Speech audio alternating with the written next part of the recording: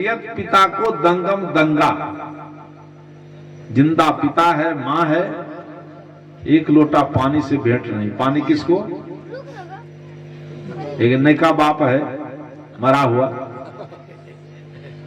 जो पत्थल का थुम्हा है, वो पत्थल के थुम्हा को पानी पिलाने के लिए, और उसको उजरा कपड़ा से भेंट नहीं। उजरा कपड़ा पहन करके पिलाएगा तो मुश्किल हो जाएगा, तब नहीं पानी शंकर जी कंठ के नीचे नहीं जाएगा। उस शिवलिंग पर पानी डलवे नहीं करेगा, ललका कपड़ा, अब बाल्टी में नहीं, बहेगा इतना टलक। तब वहां से, अब वो कौन सी? एक डाक बम, एक पैसेंजर बम, एक दुर्भाग्य है अकल का पटपट मारा हुआ, जो सबसे महामूर्ख है, पेटकुनिया बम का है। उसकी क्या लागत है, जरा कल्पना करो। कल्पना नहीं, सोचो कि पेट में रात में दर्द हो जाए, बहू को सबसे पहले परेशान कौन होगी? कौन होगी? घर में बहू है, सास है, तो पेट में बहू को दर्द हो गया तो परेशान पहले कौन होगी? चाहे कितनों झगड़ा करता हो, कितनों झगड़ालू हो सास, पेट में दर्द हो जाएगी तो सबसे पहले परेशानी सास को होगी कि नहीं? ये कितनों ठंडी है तो उठेगी वो, उठाएगा उसको जाकर, या अपने उसके ससुर को कहेगा कि उठो जल्दी, कन्या को दर्द हो गया, ले जाइए। मर जाएगी नहीं तो हल्ला कर देगी। और सास जब बीमार भा गए तब ओकरा एक गिलास पानी नहीं, ओते दिमाग खत्म हो गया कि नहीं? दिमाग मर गया कि नहीं? तो जिससे हम उपकृत हैं वहां हमारी सेवा नहीं, और मरने के बाद जियत पिता को दंगम दंगा, मुए पिता पहुंचावे गंगा। तब कहा गंगा लाभ कराने, इस शरीर को गंगा लाभ कराने से क्या होगा? जो शरीर, और वहां से करा करके आओ तब ही पिंडदान। ये बुद्धि हमारी मर गई है, और बुद्धि मरने का परिणाम है कि आज ये मत समझो कि जो आज बेटा है कल उसको बाप होना है, जो आज बहू है कल सास होगी। ये दुनिया का दस्तूर है कि तुम कन्या बन के नहीं रहेगी सब दिन, तुम्हारा भी घूंघट हटेगा, घूंघट लेने वाली आएगी। लेकिन एक दिन जब तुम सास होकर, बहू होकर के सास की सेवा नहीं करेगी तो सास से भी बहू को सेवा मिलना संभव नहीं है। ये तो पैंचा है। बुढ़ा महात्मा सब भजन गाते थे कि पैंचा उधार है, पैंचा लगाते जाओ, पैंचा लगाओगे तो मूलधन जो है वो दौड़ा दुगना होके आएगा। एक लगाओ 100 पाओ, एक बार सेवा करो तो 100 मिलेगा। लेकिन हम करते नहीं, हमारा पिंडदान करते हैं। वो पिंड क्या है? पिंड मने शरीर। 9 महीना मां के गर्भ में शरीर रहा कि चावल का पिट्ठा। जो बुद्धिजीवी या सब लोग यहाँ जो है कहता है वो क्या ले छिए सत्संग, वो क्या ले छिए, समाज के लोग तो नहीं माने छे, हमें सत्संगी छिए। तो जब सपिंडी खत्म हो जाएगा तब बाबा को भी बुला लेंगे, मतलब बाबा वाला भी कर्जा उतार देंगे। उसको मतलब नहीं है सत्संग से कि पिंडदान कर देते हैं। जरा कपाड़ पर बर्फ रखिए, अब बर्फ रख करके चिंतन करिए कि पिंडदान जो है, पिंड क्या है? वो चावल का पिट्ठा तो मां के गर्भ में नहीं रहा था, चावल तो आप पैदा किए हैं, अरवा चावल आप कुटाए हैं, पानी डाल करके उखर में आप कुटे हैं, गोल कर दिया पंडित जी नहीं, जो करता रहता है उसी से गोल करवाता है, तो वो हो गया पिंड। जो असली पिंड था, जो असली पिंड मां के गर्भ से निकला है, माता पिता के संजोग से मिला है, कि पिंड के सुरक्षित मैंने एकरा में कोई खोच नहीं लागे। अब कितना हूं इसको बचाओगे तो बच पाएगा? उड़ तो जाना है इसको, सबका चला जाएगा। इसलिए कर्म हमारा सही होना चाहिए, चिंतन हमारा सही हो, और ये तब होगा जब हमारा संग सही होगा। तो कर्म हमारा विशृंखल है, जहां जहां हम चिपक करके जी रहे हैं वो रहने वाला नहीं है। जिससे चिपक जुराता सबको आशा में पलते देखा, जाते समय सिकंदर को विजयी से कर मलते देखा। कबीर साहब ने कहा कि जहां रह रहे हो निकलना पड़ेगा। ये मत सोचो कि यहां बैठे हैं तो हम यहां से जाएंगे, नहीं। कहते हैं जहां रह रहे हो निकलना पड़ेगा, और नहीं चाहने पर भी चलना पड़ेगा। जिसे त्याग कर हाथ मलना पड़ेगा, का वहां मन फसाना महामोह होता है। शरीर की अवस्था को देख लीजिए, शरीर को ही अपना मानते हैं। शरीर की अवस्थाएं बदलती चली गई कि नहीं? ऐसे शरीर था, एक दिन बचपना थी, किशोरावस्था आई, जवानी आई, वो भी सड़क गई। तो शरीर की अवस्था को हम नहीं रोक पाए। शरीर की अवस्था में परिवर्तन होता जा रहा है, एक दिन शरीर धूल हो जाएगा। इसका प्रयोग करना चाहिए ना। और ऐसा धूल होगा कि इस अनादि काल के संसार में जो मिट गया लौट कर आने वाला नहीं है।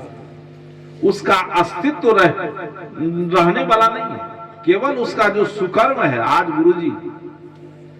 गुरुदेव जी जहां जाते थे भीड़ लगती थी, लोगों में चाहत थी, सुनने के लिए दौड़ते थे। लेकिन जब शरीर छूट गया तो कब तक रोके? कई दिन रोक पाए हम लोग? बोलिए, जो हम बोल रहे हैं तो हम ही कई दिन रोक पाए। दूसरे दिन समाधि देनी थी, सब लोग बाहर से फोन किया कि नहीं, गुजरात से, छत्तीसगढ़ से, बंगलोर से, कि हम लोग आ रहे हैं साहब जी, हम लोग भी पार्थिव का दर्शन कर लेंगे। तो एक दिन और रोक पाए, 3 दिन, चौथा दिन मिट्टी के नीचे चल गए कि नहीं।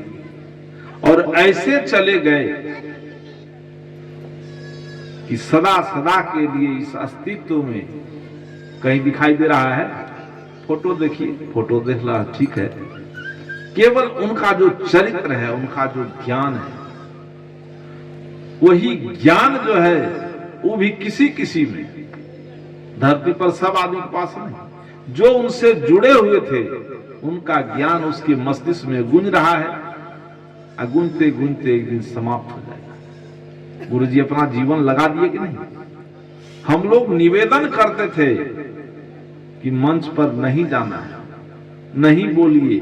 स्वास्थ्य डॉक्टर कहता था कि आप बोलना बंद कर दीजिए। डॉक्टर का सलाह कि बोलना, हम साथ में रहते थे कि नहीं अब आप बोलिए नहीं। गुरुजी ने कहा कि हमारे बोलने से ही कल्याण होगा, तो बोलते बोलते भी शरीर छूट जाए तो वो अच्छा है, लेकिन अंतिम सांस तक बोली बंद नहीं हुआ। अंतिम सांस में कहे, सुने होंगे आप लोग, जब हम लोग मिलने गए, अंतिम सांस का उपदेश गुरुजी का,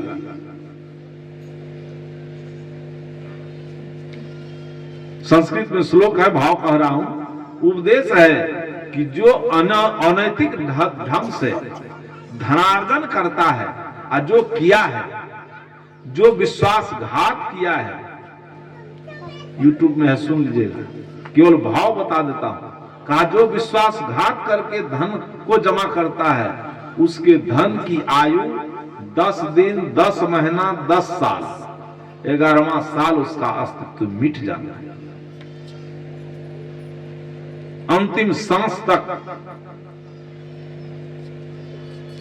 तो जिस शरीर का हम लोग गर्व कर रहे हैं, शरीर रहने वाला है, इसलिए इससे ऊपर उठ करके अब रही बात कि सुख क्या है।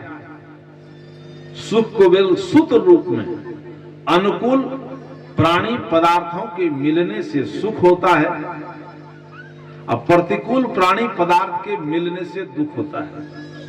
तो अनुकूलता और प्रतिकूलता, हर्ष और शोक विषाद और प्रसन्नता, ये तो जीवन है।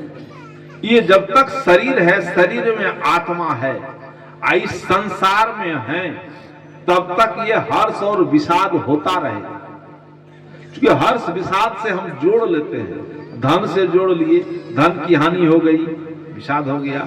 लाभ हो गया तो खुशी हो गई। कुछ ले लिए तो प्रसन्नता हो गया। प्रसन्नता और दुख ये तो होता रहेगा, लेकिन दोनों अवस्था छूटने वाली है। दोनों जीने के लिए, क्योंकि शरीर है तो श्रम करके जीना है। क्योंकि श्रम करने वाला आदमी ही जिंदा रह सकता है। भगवान आदि शंकराचार्य ने कहा कि जीवन मृतका कि जीवन में मरा हुआ कौन है? कहा जो निरुद्यमी है, जो उद्यम नहीं करता है, काम नहीं करता है, उपार्जन नहीं करता है, वो मरा हुआ है। कहा जीवंत कौन है? कहा जो काम करने वाला है, वह जिंदा है। कबीर साहब ने कहा करो भैया बल आपनी छाड़ बिरानी आस, जाके आगर नदी बहे सो कसमरे प्यास।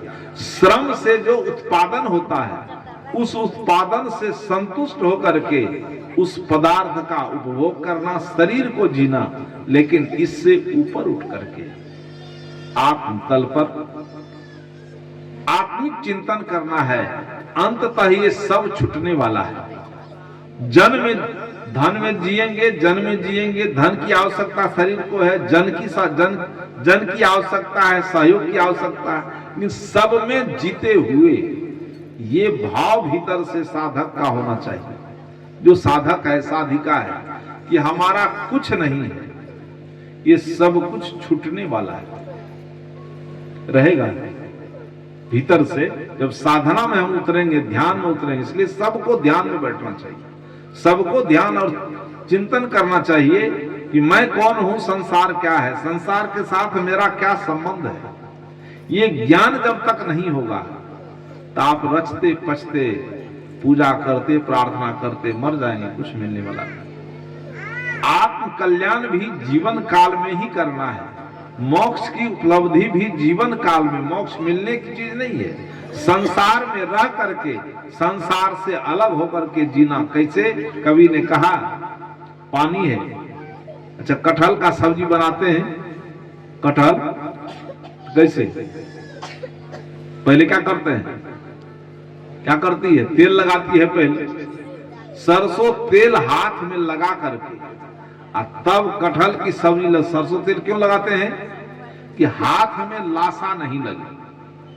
ये ना उद्देश्य, कि हाथ में लाशा नहीं लगे, इसलिए सरसों तेल लगा करके तब हाथ में लगा के तब हम सब्जी बनाते हैं। कटहल की सब्जी खा लेते हैं, लाशा लगता है हाथ में? नहीं लगता है। ठीक उसी तरह से संसार में मच्छरदानी लगाते हैं। क्या है? चारों तरफ मच्छरदानी के चारों तरफ मच्छर होता है। मच्छरदानी इसलिए लगाते हैं कि हम आराम से सो सके। वैयक्तिक जीवन को सुखी बनाना चाहिए कि नींद हमको अच्छी आवे। उसी तरह से वैयक्तिक जीवन को जीने के लिए, संसार में जीने के लिए व्यवहार करना है। कटहल तेल के तरह, मच्छरदानी मच्छर से बचने के लिए मच्छरदानी के तरह, लेकिन उस बीच में रहते हुए निरंतर भाव, ये अभ्यास की चीज है। ये एक दिन में नहीं हो पाएगा। जो कहिएगा कि आजे समझ लेंगे, बार बार उस पर चिंतन करना होगा, बार बार ध्यान में बात को लाना होगा। जब ध्यान में बैठेंगे तो मन जो है वो दौड़ेगा। कहां? मन संसार में दौड़ेगा, संसार के प्राणी पदार्थों में दौड़ेगा। ध्यान भी करता है लोग इसी उद्देश्य से कि ध्यान करेंगे, ध्यान से मुक्ति दिलाने का संस्कार आ गया है। महात्मा लोग कि ध्यान, मासिक ध्यान कर रहे हैं, किसके लिए? तो फलना आदमी धनवान आदमी है, उसके पिताजी को मुक्ति मिल जाए, इसलिए ध्यान कर रहे हैं। ध्यान से उसको मुक्ति मिलेगी। भोजन करेंगे हम, अब पेट भरेगा आपका? व्यवहार साथ साथ हो सकता है। व्यवहारिक जीवन हमारा सही हो, साथ बिना नहीं चलेगा। पति पत्नी है, घर में पत्नी काम करती है, भोजन लेकर के गई खेत पर, ले गई, कहीं भोजन करिए आप, देखती है पत्नी की पति परेशान है, निकौनी कर रहा है, खेत में निराई कर रहा है, उसको भोजन दे देती है और वो भी खुरपी लेके खेत में भिड़ जाती है। कुछ हम भी काम कर दें। तो पति कहता है कि जाओ ना भीतर में, वहां चूल्हा पर जलती है, अब बाल बच्चा है, बच्चे को संभालती है, यहाँ धूप में तो हम जलने के लिए है, ये यहाँ हम कर लेते हैं, ये काम हमारा है, तुम घर में कर। पति खा लेता है, काम में भिड़ जाता है। और शाम में जब पति घर से खेत से आया और पत्नी भोजन बना रही है, आटा गूंद रही है, उधर बच्चा पेशाब कर दिया, उधर लैंप फोड़ दिया, तो पति देखता है कि पत्नी बहुत परेशान है, तो कहता है कि देखो लाओ आटा हम गूंद देते हैं, बर्तन हम साफ कर देते हैं, बच्चे को संभालो। पत्नी कहती है कि नहीं, दिन भर सूर्य के ताप में आप जल कर आए हैं, अभी चूल्हा पर जलिएगा, आप बैठिए आराम से, हम भोजन बना देते हैं, ये काम चल जाएगा ना, इतना चलेगा ना। और जब भोजन बनकर तैयार हो जाए, पत्नी कहे कि आप बहुत थके हैं, धूप में जले भी हैं, काम किए हैं, करते करते थक गए हैं, उठने का मन नहीं करता होगा, और जब रात नहीं चलेगा तो ऐसा करते हैं कि 4 रोटी हम खाते हैं और 4 रोटी आप खाते हैं, तो आपका भी 4 रोटी हम ही खा लेते हैं, पेट भर जाएगा, भर जाएगा। तो यहाँ हमारी बुद्धि काम करती है, तो मुक्ति दिलाने के लिए बुद्धि काहे नहीं काम करती है कि हम गलत कर्म किए हैं, हमारा पिताजी गलत कर्म करके गया है, तो हमारा पिंडदान करने से, गंगा लाभ कराने से उसको मोक्ष मिल जाएगा। अब बोलिए, तो ये खेल धूप कर रहे हैं कि नहीं? मरने के बाद जो खेले धूप में है, इस खेल धूप से अच्छा है कि ओरिजिनल काम करिए, कि माता पिता जिंदा है उसका भरपूर सेवा करिए। लेकिन सब कुछ करते हुए समझना है कि ये हमारा नहीं है, हम भी इनके नहीं हैं। सारा व्यवहार करते हुए वैचारिक असंगता, इसके लिए रोज अभ्यास। अब साधु तो ज्यादा है बिहार में, छत्तीसगढ़ में भी साधु है, परिवार के परिवार साधु है, लेकिन वो केवल गाता बजाता प्रवचन नहीं करता है। वो जहां छत्तीसगढ़ चले जाइए, वो शाम में सुबह में सब ध्यान है, पत्नी अलग में, पति अलग में, बेटा अलग में, बेटी है अलग में, पतोहू है अलग में, सब ध्यान में। और इतना व्यवहार है कि इतना धन नहीं है छत्तीसगढ़ में, लेकिन यहां से ज्यादा साफ सुथरा मकान नहीं है, वहां ज्यादा फूस की झोपड़ी है, लेकिन घर जब चले जाइए तो पूरा चकाचक करता है आंगन, जूठी थाली नहीं मिलेगी, जूठा बर्तन कहीं नहीं मिलेगा, एकदम घर घुसते लगता है कि हम कहीं पवित्र जगह में आ गए, इतनी पवित्रता में जीता है। और सब कुछ करते हुए असंग भाव से सब व्यवहार करता है। क्यों? अभ्यास काल में जीता है। तो अभ्यास आवश्यक है। ये अभ्यास जब सब लोग करने लगेंगे, सबके अंदर ये अभ्यास आने लगे, 10 मिनट सही, 10 मिनट रोज बैठिए, तो मन पर असर पड़ने लगे, हमारा मन बदलने लगे। हम करते तो नहीं, इसलिए असंग होकर जो सत्संग मिला हमको,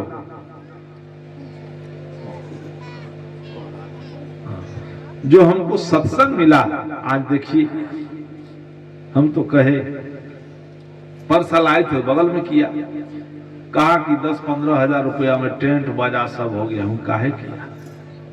रहने के लिए घर नहीं है, पहले घर बनाना चाहिए। भगवान जी, उनकी पत्नी, उसका बेटा कहा साहब जी घर बनते रहते, जीवन छे तो बनबे करते, खाए ले मिले छे, अपनी भाषा रोटी की कमी नहीं है। ये सत्संग जीवन का आधार है, इसलिए नाराज नहीं हुई, आना है, हम नाराज हो। इतनी आस्था सत्संग के प्रति, किसी के पास तो करोड़ों की संपत्ति है, सत्संग का चर्चा नहीं करता है। सत्संग का नाम लीजिए, जो करने वाला है, कई आदमी जगता में है, उसकी पत्नी है, नाम नहीं कहेंगे, उनकी पत्नी महासत्संगी, अब पत्नी को सहयोग कर देता है सत्संग करने में, लेकिन सत्संग में बैठने कहिए तू बैठ नहीं सकता। आज तक सत्संग में नहीं बैठा, पत्नी बैठती है लेकिन अपने सत्संग में नहीं बैठता है। काहे? एक ही लक्ष्य है धनार्जन। पत्नी के कहने से दीक्षा भले ले लिया है, लेकिन अभी तक विचार नहीं बदला है। इन दोनों दाम्पत्य जीवन को दोनों को देखिए, पति पत्नी दोनों सत्संग के प्रति समर्पित। इसलिए मैंने थोड़ी चर्चा की कि जीवन का जो व्यवहारिक पक्ष है, व्यवहार चलेगा प्रेम से, व्यवहारिक जगत में प्रेम हो और त्याग हो, और आत्मिक शांति के लिए, आत्मा को जीने के लिए असंगता चाहिए। ऋषि ने कहा असंगो अहम पुरुषा, असंग होकर के जीने का अभ्यास ये तब होगा जब हम रोज अभ्यास करें, सत्संग में बैठेंगे। क्योंकि सत्संग में आने से केवल आत्मिक कल्याण की बात नहीं है, आत्म कल्याण की भावना सबके अंदर हो जाए तो परिवार, समाज, राष्ट्र का कल्याण आज हो जाए।